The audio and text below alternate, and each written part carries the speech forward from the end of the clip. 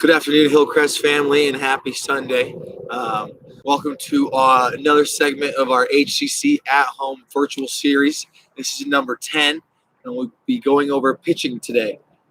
Mark did chipping earlier in the week, and we're going to piggyback a lot of ideas and good swing thoughts from pitching or from chipping over to pitching. Also, if you're watching this after our live stream, please don't hesitate to ask any questions you're not able to ask during the live stream. We want to be able to help you any way we can. This material is good now, and then it'll also be on our page afterwards. So we're going to start here with kind of the difference between pitching and chipping and kind of go over what the difference is and why we actually call them two separate things. So Mark went over chipping earlier in the week. And what chipping is a lower shot usually. Generally more closer to the green, and you're trying to hit that ball low, and you're kind of holding that finish off, and we're keeping that ball low to the green, and we want to see that chip roll out. A little different with pitching. We're going to want to start to see that ball get in the air and hopefully create a little spin and see some of that stopping ability, that stopping power that most golfers can be capable of doing. Really useful skill to be able to check up your ball on the green at, especially if the greens are really fast, really small. A ton of different major factors go into why being able to zip that ball back or hit it high and not even zip back, just stop is very beneficial to your short game and making it a little more fine-tuned all around. So what we want to get across on this pitching is we're going to kind of move up the scale from Mark's teaching to where all his ideas are going to stay the same. We're going to have that weight forward. We're going to have that ball. For right now, the ball's going to be in the middle of the stance. For chipping, Mark showed you the three different spots of where a ball can be placed for what kind of shot you're trying to hit. Right now, we're just trying to hit one pitch shot, that atypical higher in the air, one bounce, one or two bounces, and hopefully stop for you. So we're going to put that ball just in the center of our stance, and maybe we can even air towards the your left side, your lead side, but definitely don't want it anywhere behind the middle of your stance if we're trying to get that ball high and lofted. But I like to use the middle of the stance for these pitch shots. Just a good, easy, consistent benchmark that we can use. Alrighty. With pitching, I think the biggest concern is control. A lot of people try and aim their, not aim, yeah, you can say aim. They try and aim their wedges, okay? They don't have that 50 to 100-yard checkpoints knowing what swings 60 degrees or what swings 60 yards, what swings 70, or what swings 80. I think that's a huge step into making yourself a better golfer is knowing your feel, basically. Knowing where my 60-yard swing stops at. How much I'm rotating through on that, where my follow through is stopping. That's all stuff that takes time down here on this beautiful short range that we have at Hillcrest to get those kind of yardages and feelings dialed in. So like we've said in these videos, this content's great and useful and can help your game. But it definitely takes you guys working at it. I'm going to come down here and put in the time. So we're going to go over kind of how we're going to graduate from chipping to pitching and kind of cause an effect of misses. If I have a skull or if I have a chunk, what's going to mainly cause those misses when we're chipping or pitching, sorry. Alrighty, so we're going to widen this stance a little bit right now. I'm about 50 to 55 yards from this first pin. And if you can't see very well, or if you're familiar with our first pin down here on the short range, it's a little closer to the green there. So I'm going to have to decide right now if I want my pitch to bounce up short of the green and take more than one or two hops, or if I want to get that ball really high in the air, have it land on the green with not much surface to work with to get that ball to stop. So right now, that's what I'm doing in my head. I'm kind of self-evaluating, figuring out which shot I'm more comfortable with, figuring out which shot's working better for this situation. And then we're going to go from there.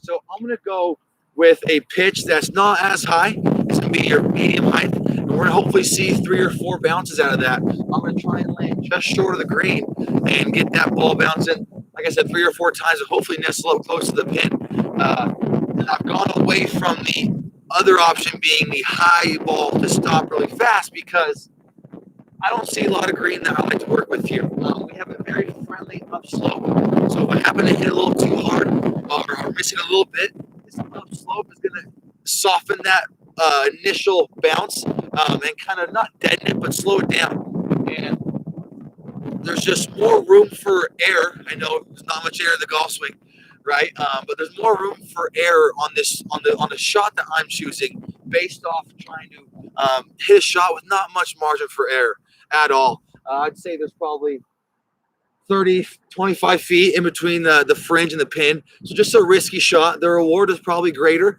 but just overall a riskier shot to where I'm going to kind of stray away from. So like I said, I'm about 55 yards. So we're going to kind of work on where we want to think our club is at the 50-yard spot, the 60-yard spot, the 70-yard spot. And I want to keep that consistent. I want to find something to where I know that's my 50-yard swing, whether it be a hip check, whether it be your maybe your lower rib, your shoulder for an 80 or 90-yard shot, whatever it may be. Using a benchmark, like I like to say, or a checkpoint is going to be huge for us to help you guys find out where that swing is going to end at. So like chipping, we're going to have our body a little open to the target. Now it's not going to be as much as you saw Mark demonstrate in chipping, okay? We're going to open up a little more around the greens than we are on these 50-yard pitch shots. But I'm still going to give myself a hair of an open stance, open feet line, and let myself get a little left of my target to start. Obviously flipped around for left-handers. So that idea on the stance is the same. And also the weight distribution. Mark talked about having your weight on your front foot or your front side, your lead side, whatever it may be, during your chip and during the whole entire chip. And that's kind of the same for pitching. We want that weight on our front side still, because we want to create that angle coming down and compress that ball. So we're just going to get our weight forward, our hands forward. If you see my stance and setup video, we're going to use that left thigh still. That's not going to change for pitching. Just because it's down to a wedge, I'm still going to use that left thigh as a benchmark with that ball pretty dang close to center of my stance, which is going to create that necessary shaft lean that I need. So the weight's forward, okay? Our stance is a hair open, and our club face is going at the target, okay? Mark told you we don't want the club face down our line, our feet line. Our body's open, our feet line are open, but our club face is not open, okay? We're going to keep that at our target line, if anything, a hair right of our target line. Somewhere in there works great. So we're gonna keep all those same ideas. Got that ball in the middle, hair open, weights forward, and I'm ready to go, okay? Now, the difference between what we're gonna work on with pitching than what Mark worked on, or is going to use a little more of our body.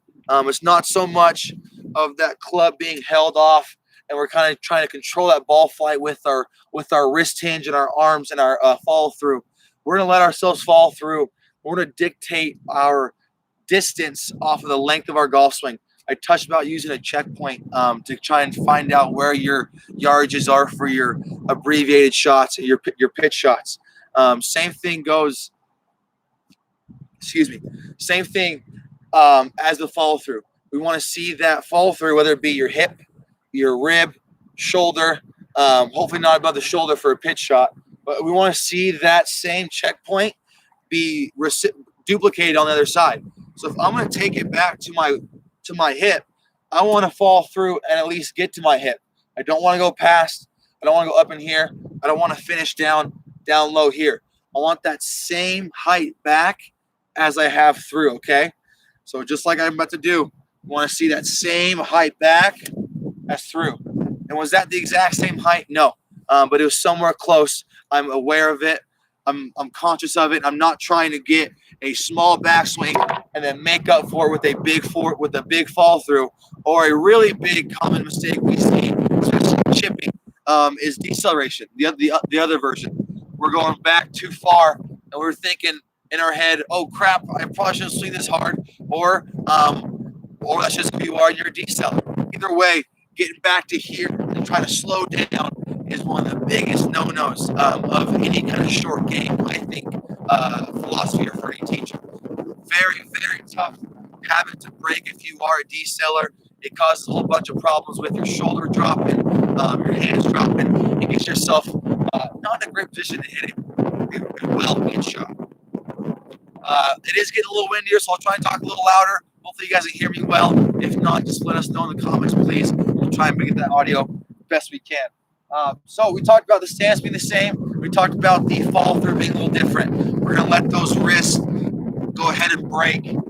But the big thing is, we're not going to want to get that break up in here and create that hinge back and recreate the hinge we made going back as we're going through.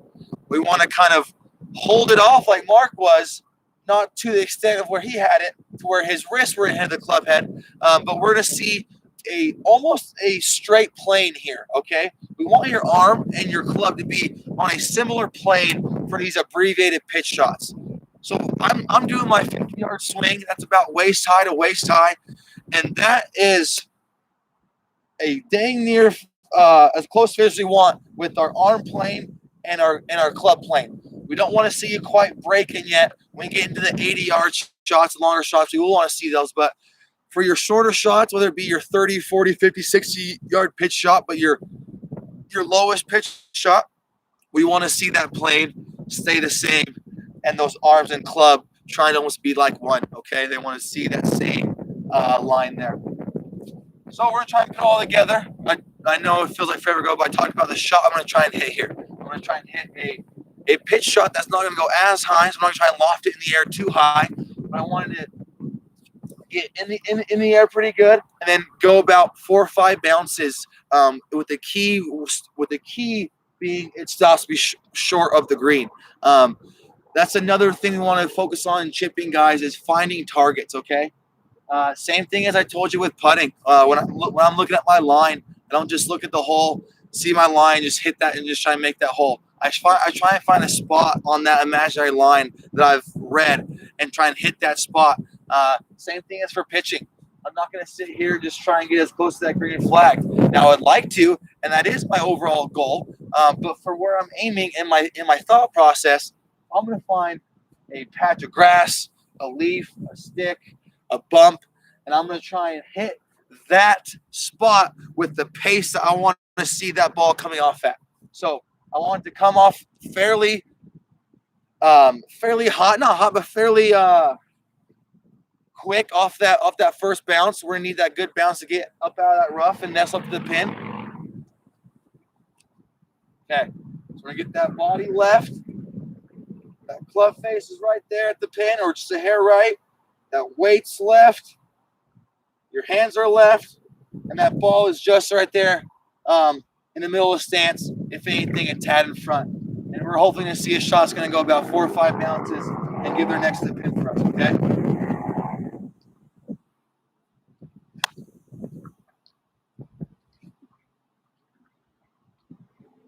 All righty, so I was about 5 yards short of my target. I don't know if you can see it, but my ball is probably 2 yards short of the green. I executed that shot almost how I wanted to. I landed just a few feet short of where I was hoping. But I saw those 4 or 5 bounces.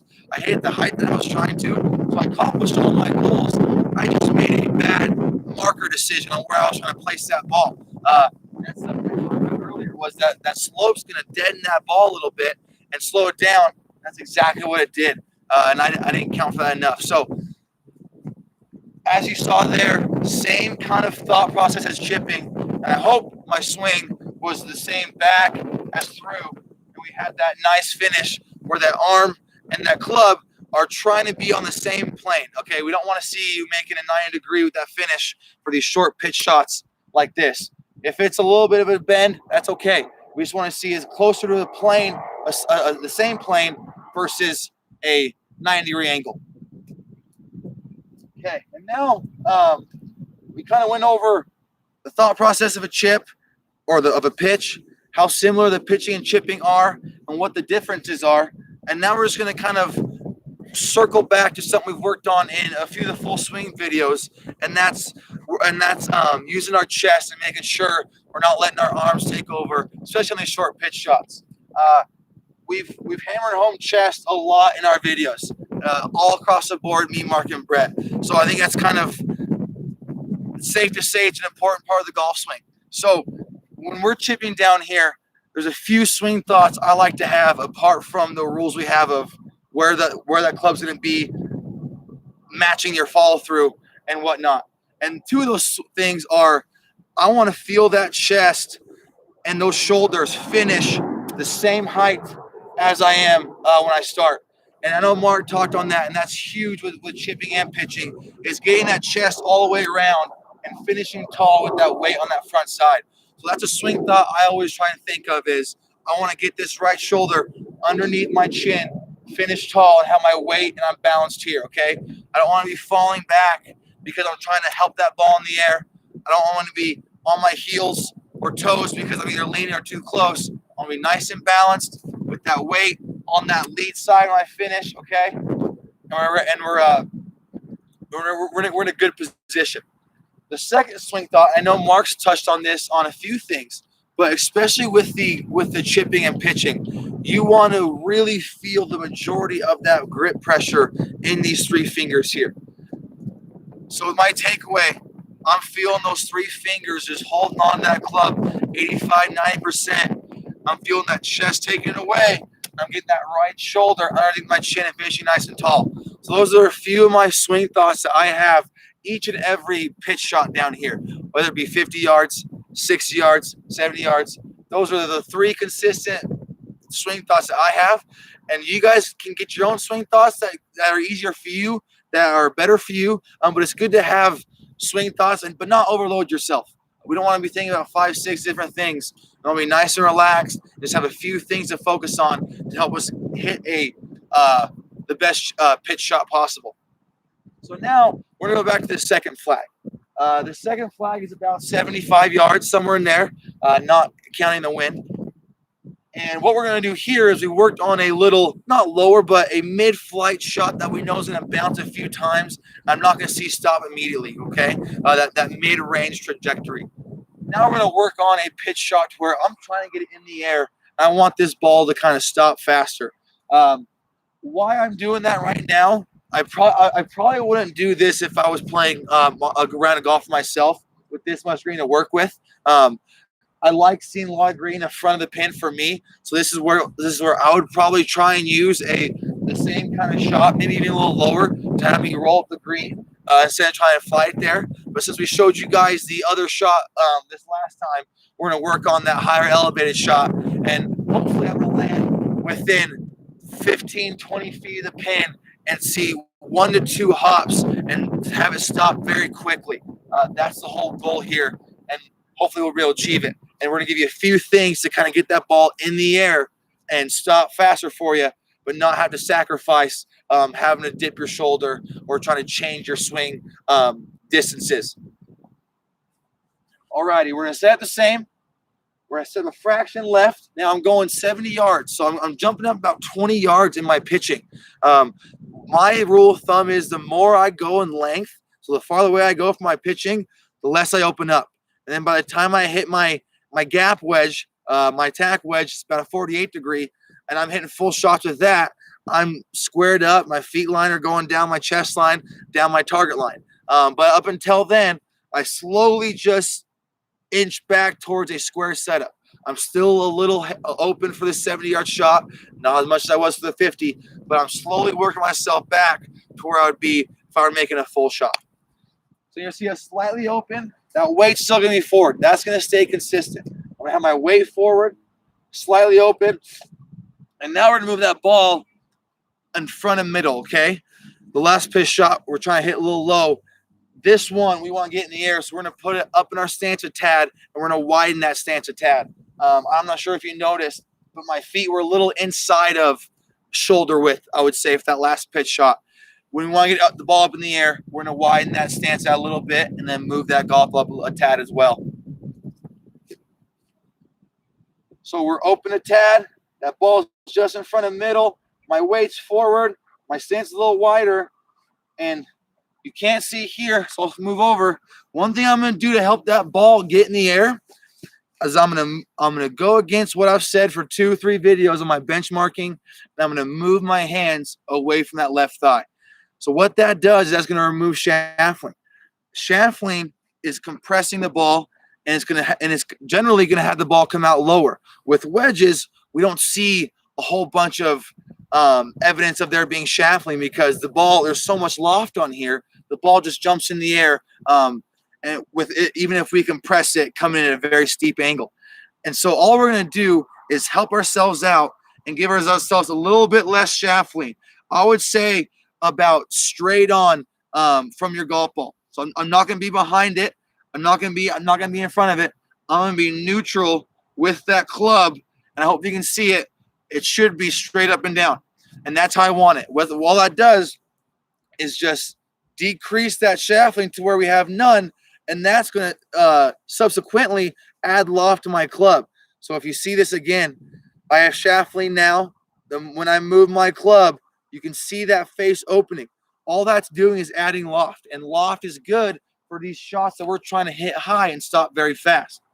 So we're going to widen that stance a touch, move that ball a little forward, and we're going to put those hands a hair back from that left thigh benchmark or right thigh if you're left-handed that we've used for every other club in our bag. And hopefully we're going to see a shot that gets in the air and stop pretty quick.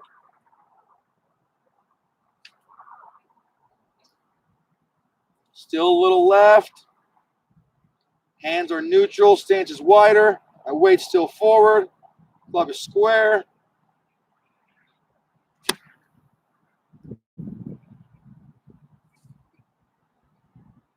Alrighty, so I'm not sure if you saw that, but I pushed it a tad. It got the elevation I wanted. It did hit in the fringe, so it stopped a little quicker than it was going to on the green, but it took 1 or 2 bounces and stopped. Very quick stop there. I saw that ball loft. And the higher you see that ball go, the less you're going to see it roll out forward. So I accomplished what I did there because I adjusted my stance, I adjusted my hand placement, but I kept the swing thoughts the same. I lengthened my golf swing because it was a 70-yard shot.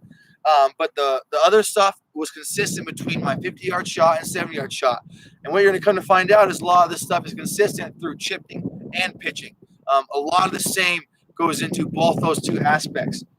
So I hit 2 shots today. Were they great shots? No. But if I were to take those as misses, I would take those 10 times out of 10. I accomplished both things I wanted to. My first shot, I just calculated my landing spot wrong. And my second shot, I had a hair of a push for multiple reasons that are unknown yet until I watch this video. So hopefully this was helpful, guys, to kind of learn the difference between chipping and pitching first and foremost, and then the different kind of pitch shots and how I go about seeing a green and how my mind should start already thinking, okay, do I want to have the ball roll up more? If so, I'm going to have the ball go back. I'm going to have a little more shaft lean. I'm going to have that lower or that shorter swing. I want to have that ball get higher. I'm going to get that ball a little back, a little up in the stance. We're going to have those hands back. We're going to have that stance a little wider, but that weight's the same. The chest taking it back to the same and finishing with that right shoulder under your chin's the same. So a lot of stuff goes back and forth, but there are stuff we got to be aware of to not pull with you as we move up in chipping and pitching. Thank you so much, guys, for tuning in. I hope you guys get to hear me over the wind. Had a great time today, as always. Tune in next time. We appreciate you guys' the positive comments and views, and we hope everyone's staying safe and healthy.